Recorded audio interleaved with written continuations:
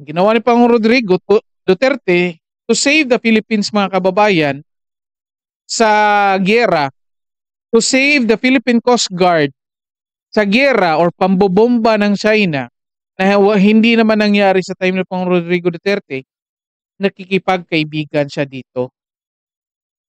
Basic art of war yan, mga kababayan, na pinamalas ni Pangulong Rodrigo Duterte, na kung saan mga kababayan, nakikita kong concern dito ni Bongbong Marcos, mga kababayan, ay hindi yung mga proyekto niya na masustentuhan. Bakit? Kasi in the first place, mga kababayan, nung time na yung Congress nag-cut ng budget doon sa mga ahensya ng executive, halimbawa sa DepEd, sa PhilHealth, sa AFP, mga kababayan, hindi man lang pumalag si Bongbong Marcos, mga kababayan. Again, hindi siya pumalag doon. Anong ahensya ng gobyerno ang nilakihan ng budget? DPWH, mga kababayan. DPWH. Okay lang kay Bongbong Marcos. Hindi rin siya pumalag doon. Anong nilagyan ng budget? AKAP. Hindi rin siya pumalag. O, di ba? Bakit? Kasi, okay, magandang araw po sa inyong lahat and welcome po ulit dito sa ating YouTube Tabunan PH channel, mga kababayan. Kaya nandito naman po tayo para sa panibagong reaction video ngayon, mga kababayan. Ito, pag-usapan natin kasi ito, nakikita natin ngayon nga itong si Bongbong Marcos, mga kababayan, na nakikita na natin na ito nasasaktan na dito. Nasasaktan na sa kung ano man yung mga pinupuna sa kanya. At ano yun? Of course, yung 2025 budget. Kung napansin niyo, kung mga kababayan, o kahit balikan natin yung 2022 election, mga kababayan, kahit anong banat sa kanya ng kanyang mga kalaban, hindi mo talaga marinig si Bongbong Marcos, mga kababayan, na bumato ulit. Okay? Parang sa kanya talaga is parang yung campaign niya noong 2022 ay hindi talaga siya babanat doon sa kalaban. Kahit anong banat ng kalaban, siya wala lang. Kasi peace or kapayapaan yung advocacy niya. Okay? Kung natatandaan nyo yun. At ngayon, mga kababayan, dito lumabas talaga kung anong weakness ni Bongbong Marcos, mga kababayan. Okay? And yun na nga, nung tuloy na binanatan yung 2025 budget, mga kababayan, dito lumabas yung tunay na kulay ni Bongbong Marcos, mga kababayan. Okay? Bakit kaya? Tanong natin, bakit kaya nung pinuna na itong budget, dito na lumabas yung tunay na kulay ni Bongbong Marcos, mga kababayan. So mapatanong tayo ngayon, ano kaya ang mas mahalaga dito kay Bongbong Marcos? Yung 2025 budget or yung dangal na palagi namang sinisira ng mga taong bayan, mga kababayan? Di ba? Bakit po?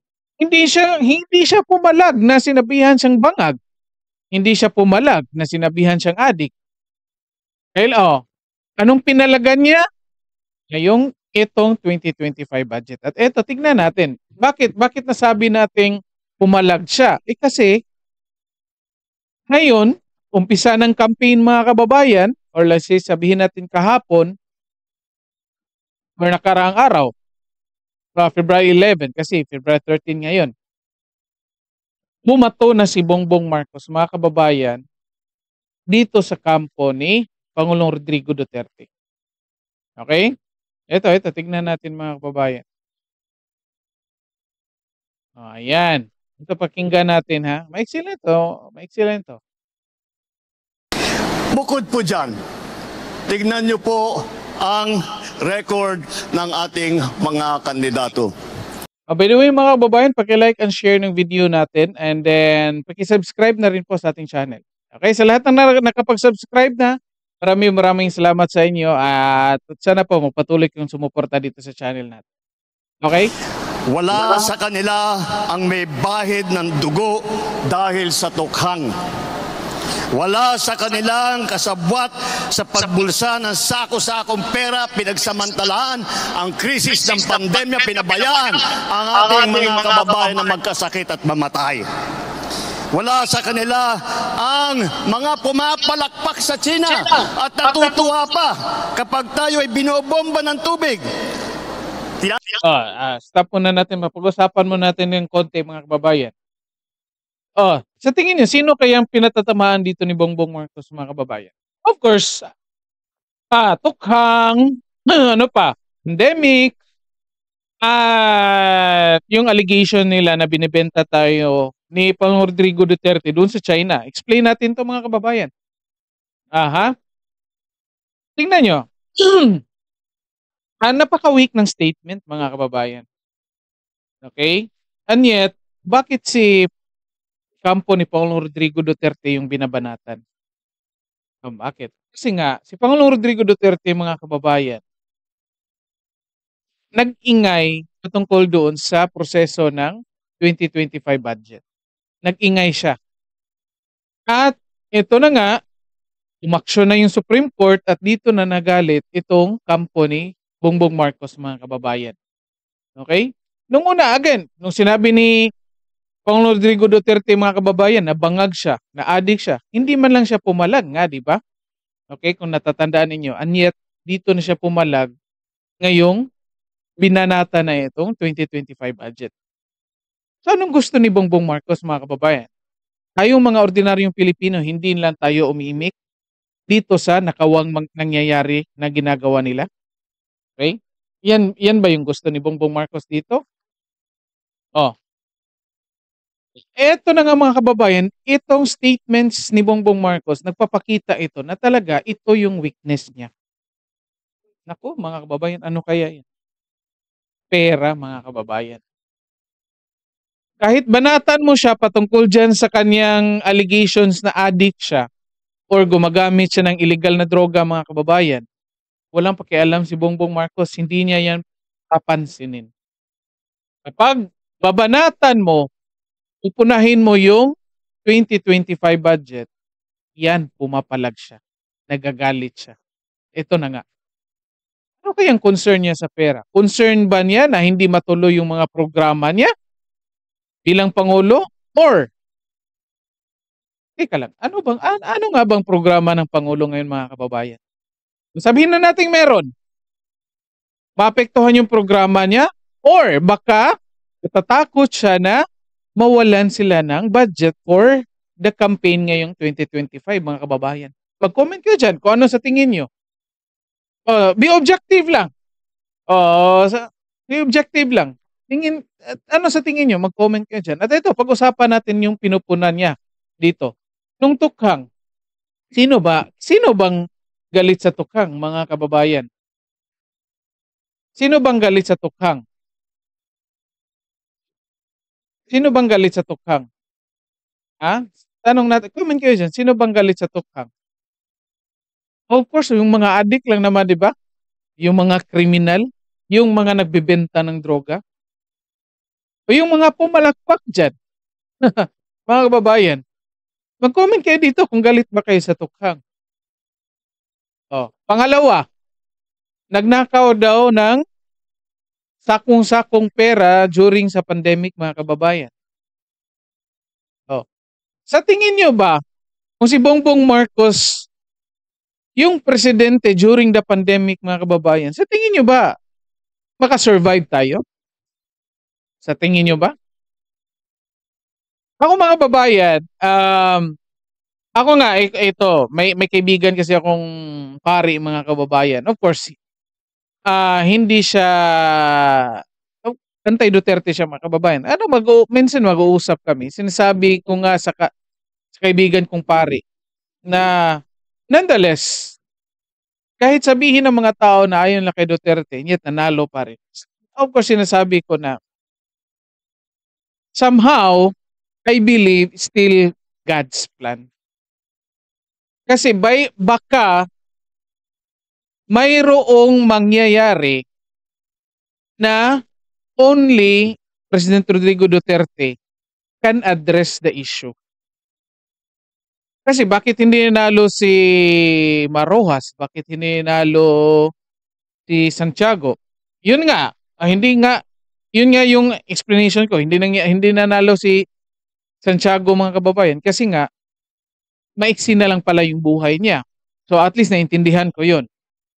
At ito nga, dumating yung pandemya at dito ko naintindihan na I believe talaga na God's plan itong pagkapanalo ni Pangulong Rodrigo Duterte kasi nga darating yung pandemic at walang ibang pangulo na makahandle yun noon. Only Rodrigo Duterte. And unfortunately, ito tinitira ni Bongbong Marcos. Kahit anong banat dito ni Bongbong Marcos, mga kababayan, ay yung mga ordinaryong Pilipino, nakita kung anong ginawa ni Pangulong Rodrigo Duterte noon.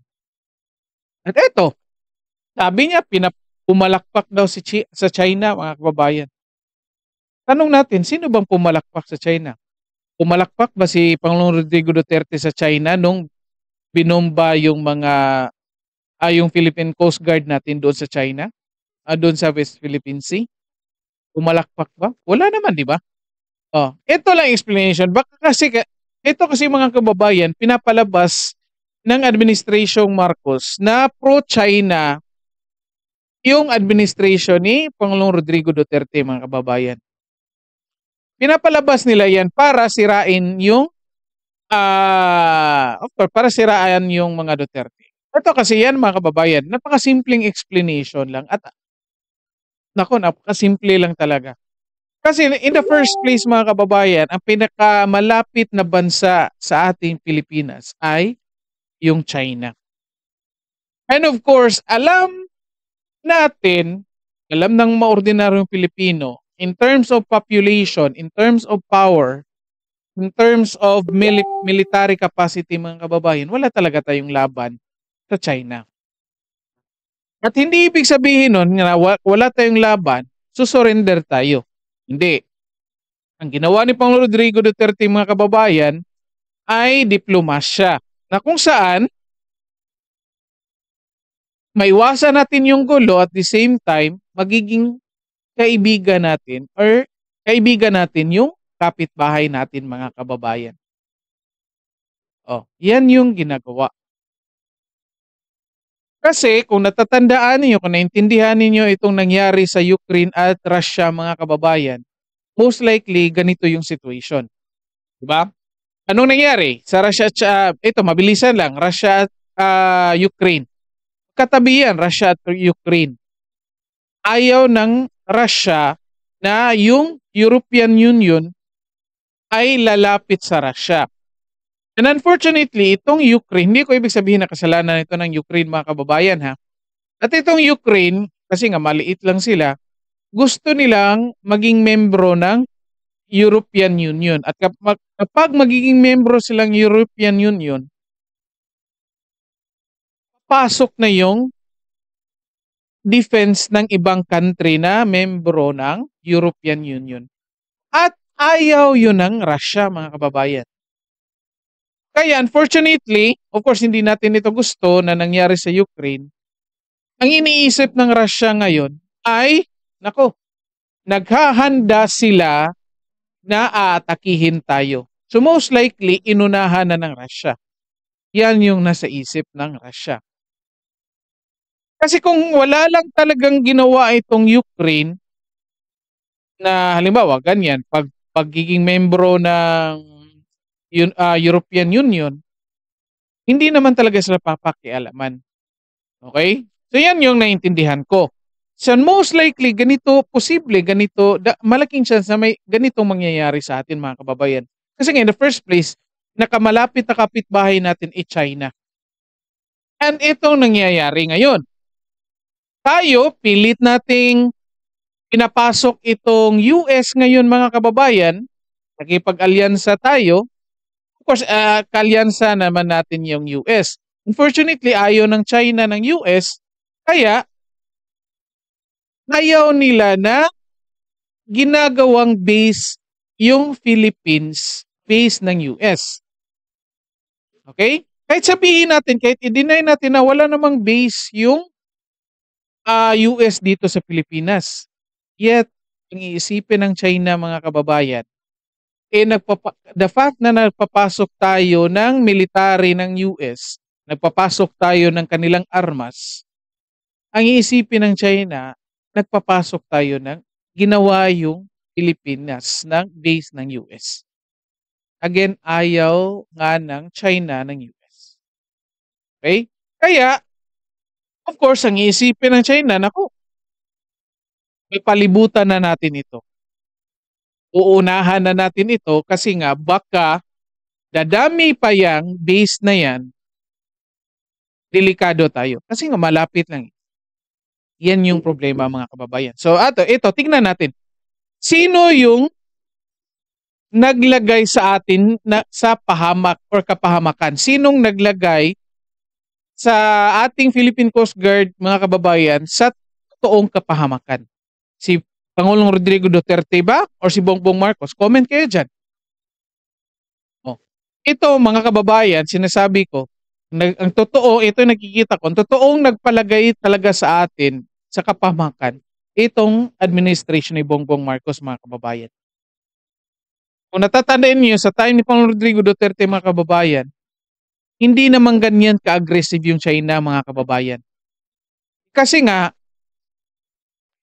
hindi nakipag-alyansa or sabihin natin, mayroong alyansa pa rin naman sa US pero hindi gaano ka obvious mga kababayan. Kasi nga nakikipagkaibigan si Pangulong Rodrigo Duterte sa China, naging neutral siya sa US. At ito, pinamukha ni Bongbong Marcos sa China mga kababayan na may alyansa talagang nangyayari at mas preferred natin yung alyansa ng US mga kababayan. Kaya inaalaw nila na pumapasok itong military, ayan, nagagalit yung China. So, ayan na nga. Kung iniisip lang talaga ni Bongbong Marcos na kapag gawin niya itong pagpapapasok niya dito ng mga military ng US, mangangamba itong China at uuna itong gagawa ng move para pigilan itong nakikita nilang pagdami ng base ng US sa palibot nila. Sa kapaligiran para Bisaya para yung palibot. Sa kapaligiran ng China mga kababayan. 'Di ba? Kasi nga kung ako yung China at sa kapitbahay ko nagkakaroon na ng kampo ng kino-consider ko na kalaban, of course, ang iisipin ko, nako, naghanda itong mga taong to para kalabanin ako. So, magde-decide ako, unahan ko na to. O, di ba? Ito mga kababayan, kapag iniisip talaga ni Bongbong Marcos dito, kapakanan ng taong bayan, lalo na ng Philippine Coast Guard, alam niya na nat-trigger yung China dito sa ginagawa niyang pakikipag-alyansa at pagpapasok ng mga militar ng US dito sa Philippines. Of course, dapat tinigilan niya yan. Hindi niya i-allow yan para yung China hindi gagawa ng undesirable move, mga kababayan. Okay? Comment kayo dyan kung ano sa tingin nyo dito, mga kababayan. Ito lang analysis ko mga kababayan. Kasi pinapalabas talaga nila dito na kasalanan ni Pangulong Rodrigo Duterte kung bakit inaangkin na ng China yung West Philippine Sea. In the first place mga kababayan, kasalanan niya ni Pinoy. Kasi nung time na nagharap yung China at Philippines dyan, umatras tayo mga kababayan. Atras natin, yung si Antonio Trillanes, inutusan na pumunta doon sa China at hindi natin alam kung anong napag-usapan doon mga kababayan. Yun lang ang misteryo. Kaya, ginawa ni Pangulong Rodrigo Duterte to save the Philippines mga kababayan sa giyera, to save the Philippine Coast Guard sa giyera or pambobomba ng China, na hindi naman nangyari sa time ni Pangulong Rodrigo Duterte, nakikipagkaibigan siya dito. Basic art of war yan, mga kababayan, na pinamalas ni Pangulong Rodrigo Duterte, na kung saan mga kababayan, ano ngayon, yung principle na yun, nakalimutan ko yung exact words, but ito yung ang idea, mga kababayan. If you think you cannot win the war, make friends with your enemy. Simple lang yan, mga kababayan. Yan ang hindi nakita ni Bongbong Marcos. Yan ang hindi niya nakita. Ang nakita lang niya na nang bubuli itong China at malakas ito, kailangan natin ng kaalyansa na malakas din. O, di ba? So, hindi lalo tayong pinahamak niya doon sa kapitbahay natin na ngayon kinukonsider na tayong kalaban kasi nagpapasok tayo ng base ng or military at mga kagamitan ng Amerika, mga kababayan. Of course, hindi nga lang nila tinatawag na base or kampo ng Amerika. Kasi kung tawagin nila yan, lalo tayong madidiin, mga kababayan. Okay? O, comment kayo dyan. O, ito, pagpatuloy pa natin. Tamaan ang ating mga Coast Guard, hinaharang ang ating mga mangingisda, ninanakaw ang kanilang huli. At bukod pa ron ay inaagaw pa ang mga isla natin para maging bahagi ng kanilang bansa. Wala po sa kanila ang tilang sakristan na... O, di ba, mga kababayan? O, yan yun. Again, tingnan niyo ha. Pinapalabas talaga nila dito na si Pangulong Rodrigo Duterte, binibenta tayo sa China. Of course, hindi yan yung nangyayari, mga kababayan. Ngayon, kung titingnan ninyong mabuti, ito talagang administration ni Bongbong Marcos, yung totoong nagpapahamak sa atin. Kasi sinira yung magandang relasyon na sinimula ni Pangulong Rodrigo Duterte dun sa China, na kung saan, ang resulta nun, tumigil yung pambubuli, tumigil yung or walang pambubumbang nangyari doon sa Philippine Coast Guard. Kung meron man, ilan lang compared ngayon sa time ni Bongbong Marcos. At the same time, nagkaroon ng agreement, ng joint agreement na kung saan yung dalawang bansa, yung China at Philippines, ay makapagbenepisyo doon sa mga research na ginagawa doon sa West Philippine Sea, mga kababayan. O, kung natatandaan nyo yan. Yet, ito yung ginawa nila. Sinira yon, kaya nagalit yung China, binubuli na tayo ngayon. O, tanong natin, sinong naglagay sa atin at sa Philippine Coast Guard sa pahamak doon sa China? Di ba ito? Administration niya. Ito, klarong harap-harapang panloloko ito. Ang isang bulaang propeta na nasasakdal dahil sa pagyurak sa ating kabataan at sa ating kababaihan. Wala sa kanila ang tagataguyod. Tinutukoy dyan, mga kababayan, si Pastor Kibuloy, mga kababayan. Nako. Mag-comment kayo dyan, mga kababayan. Kalain nyo yan. Ikaw, ito isipin nyo, mga kababayan, ikaw presidente ka. Yung kaso ongoing pa. Kahit sabihin natin totoo yan. Kahit sabihin natin totoo yan, mga kababayan. Yung ginawa ni Pastor Kibuloy. Sa tingin nyo ba, inutusan niya ni Pangulong Rodrigo Duterte? Sa tingin nyo ba, alam ni Pangulong Rodrigo Duterte na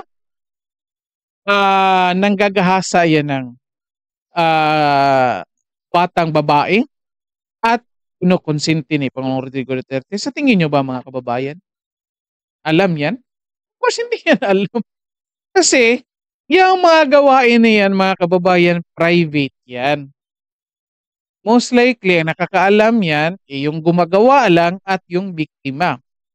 Kung totoo yan, mga kababayan, ha? Kasi ngayon, kaso pa yan.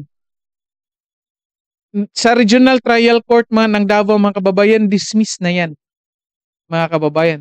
Kasi nga, ito, hindi, ito, ipaalam ko sa inyo mga kababayan, marami tayong nalalaman patungkol dyan.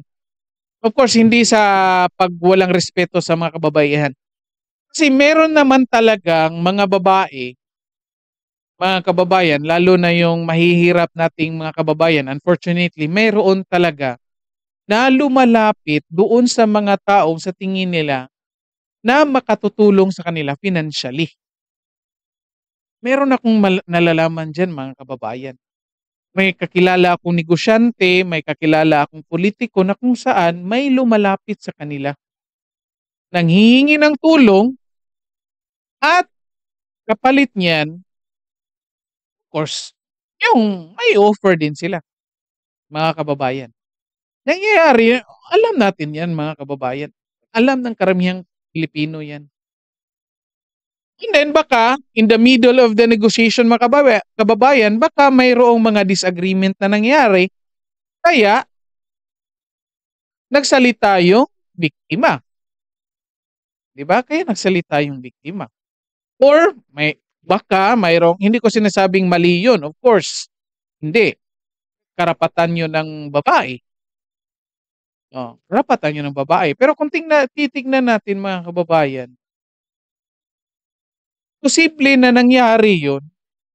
Kasi nga, both parties mga kababayan, may benepisyong nakukuha. May benepisyong nakukuha. Baka nga lang dumating yung time na parang hindi na satisfied yung isa, kaya parang nagsalita na. Lumabas na sa publiko. Binulgar na niya yung mga nangyayari. Yan yung nakikita ng mga kababayan. Anyway, kaso pa naman yan, wala pa namang desisyon yung korte patungkol dyan, yung initial na decision. Dismiss yan. Kaya, unfortunately lang, itong si Bongbong Marcos, ginudge na niya sa kanyang level na itong si Pastor Kibuloy ay may ginagawang or may guilty talaga. Yan yung pinapalabas sa statement dito ni Bongbong Marcos, mga kababayan. Again, nakalain nyo yan, presidente yan. Yet, nanghuhusga ng una bago pa yung korte. Ng pugad ng krimen, ng sentro ng paglalapastangan ng mga kababaihan na mga pogo. Tayo ngayon. Yan sa pogo mga kababayan. Initially, legal yan mga kababayan. And ang daming naka-benefit niyan. Nung sa time na ni Bongbong Marcos mga kababayan, hindi na nila na-regulate yan. So saan ngayon ang problema? Sa pogo ba? Or sa implementation ng rules and regulations ng pogo? Hindi nila na-regulate, immediately consider nila na yung pogo talaga ay masama. Okay? Kasi hindi nila kayang i-regulate. Yan yung problema mga kababayan. Pag hindi mo kayang i-address yung problema, immediately sasabihin mo, problema yan. Katulad doon sa Cebu, nasa balita, naglagay ng yung sa BRT project nila, naglagay ng yung maliliit na, anong tawag doon, nakalimutan ko, basta naglagay. Ilang araw pa lang, ang dami nang nadisgrasya. Anong desisyon ng mayor mga kababayan? Pinatanggal yun. Parte yun ng BRT. But yung problema, hindi mo kayang ang immediate solution mo, itanggalin yun. Pwede ang daming pwedeng paraan na pwedeng gawin na hindi yun tanggalin mga kababayan. Diba?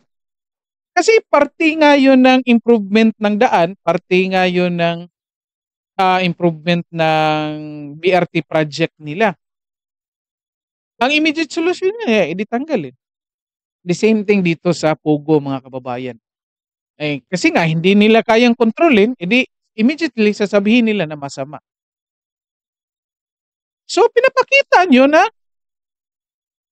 wala kayong mahina either mahina kayong mag-isip or mahina yung leadership mo, mga kababayan. Kasi nga hindi mo na makontrol eh. Maganda naman sana, halimbawa, yung sa BRT project dun sa Cebu City. Maganda naman sana yun. Nagkulang lang doon sa paalala na nag-install na sila ng ganoong maliliit na parang barrier doon sa daan. Kaya hindi nakita immediately ng mga motorista, mga kababayan. Kaya nadisgrasya. Hindi natin sinasabi na nung paglagay na yun ay masama yun. Maganda nga yun.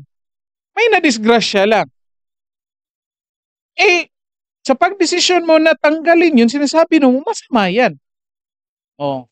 Ito yung ginagawa nila dito sa Pogo, mga kababayan. Ito yung ginagawa nila. Ay nasa sangandaan ng ating paglalakbay bilang isang malayang bansa. Bilang isang sambayanang may dangal, may sipag at may talino.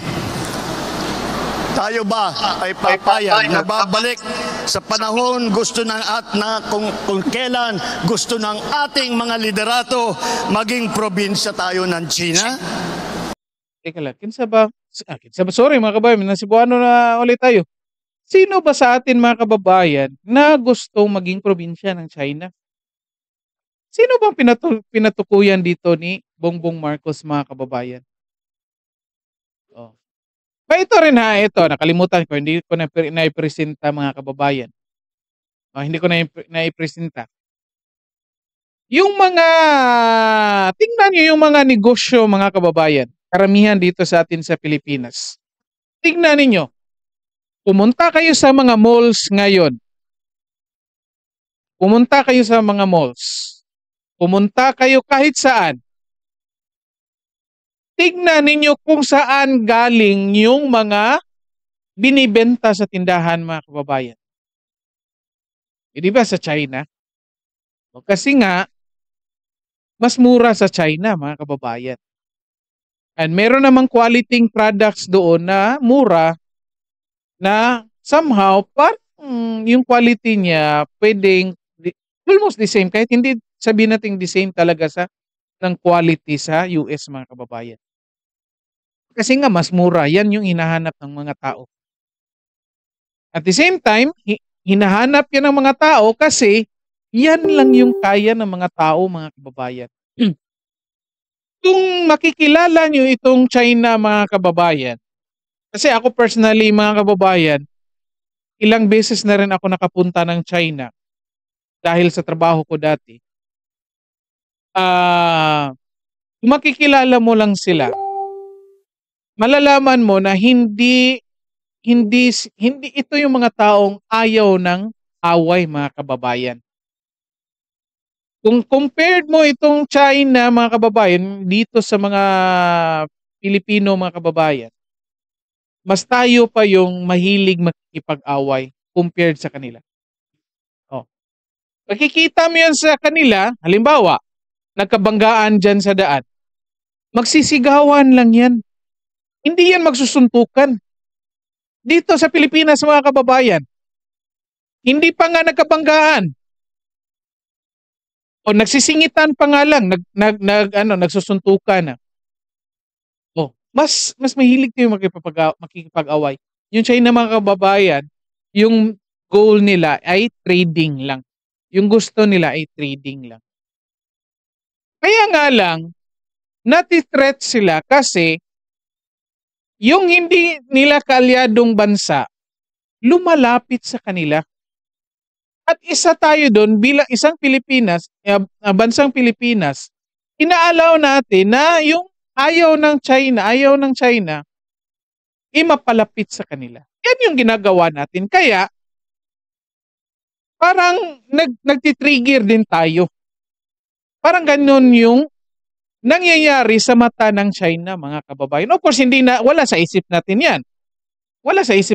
But yan yung nakikita ng China, mga kababayan. Parang sa administration ngayon, dahil sa ginagawa nila, nilalapit tayo sa giyera sa China, mga kababayan. Instead na ilayo tayo. Anong ni Bongbong Marcos? Babalik pa ba tayo doon? Kung saan inilayo tayo ni Pangulong Rodrigo Duterte sa away ng China. Inilayo tayo sa droga, mga kababayan, na magiging future victims ng mga drug addicts.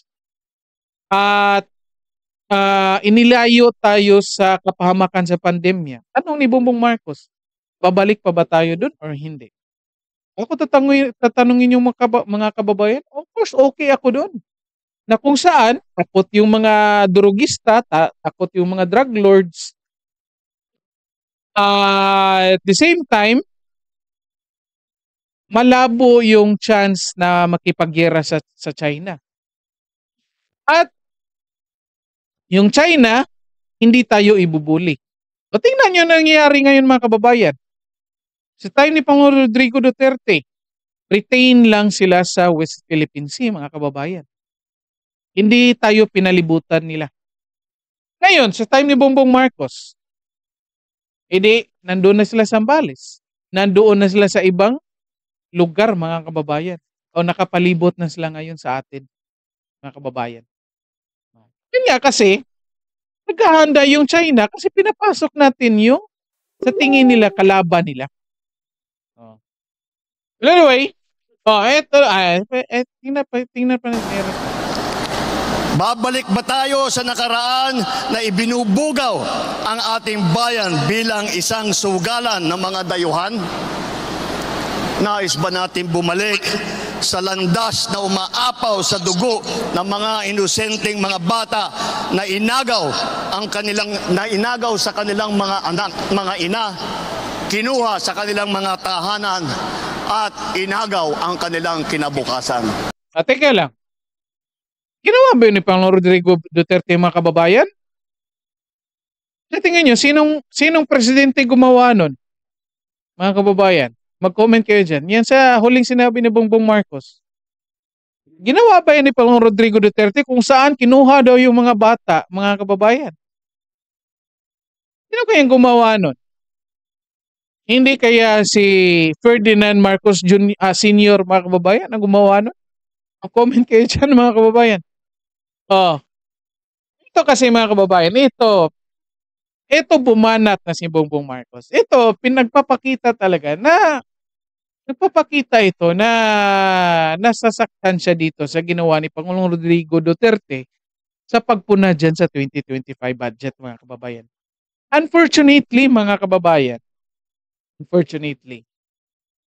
ayaw ko mang sabihin at ayaw ko mang isipin ito. Ang concern dito, ang nakikita kong concern dito ni Bongbong Marcos, mga kababayan, ay hindi yung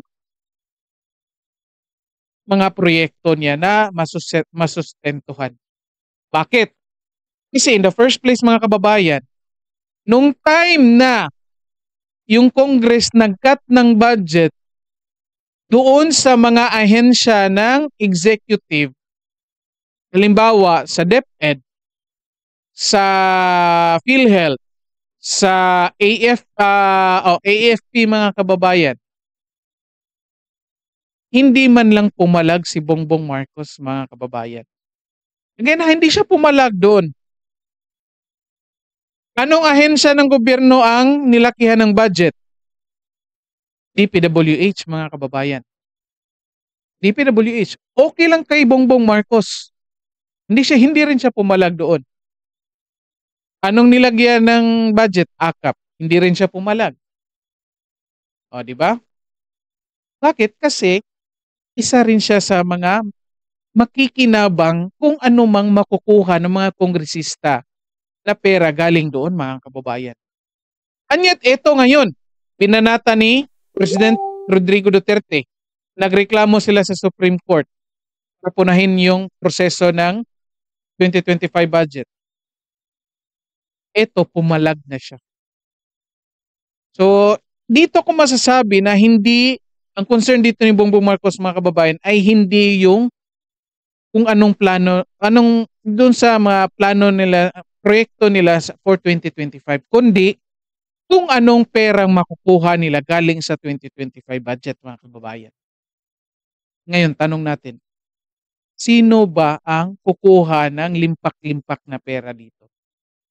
Si Pangulong Rodrigo Duterte ba? Or itong administration ni Bongbong Marcos, mga kababayan? Comment kayo dyan. So dito na lang po muna tayo, and then like and share ng video natin, mga kababayan. And then subscribe na rin po sa channel natin. Okay, so hanggang dito na lang po muna tayo, and then kita-kita sa susunod na video. Maraming salamat sa lahat at magandang araw sa inyo.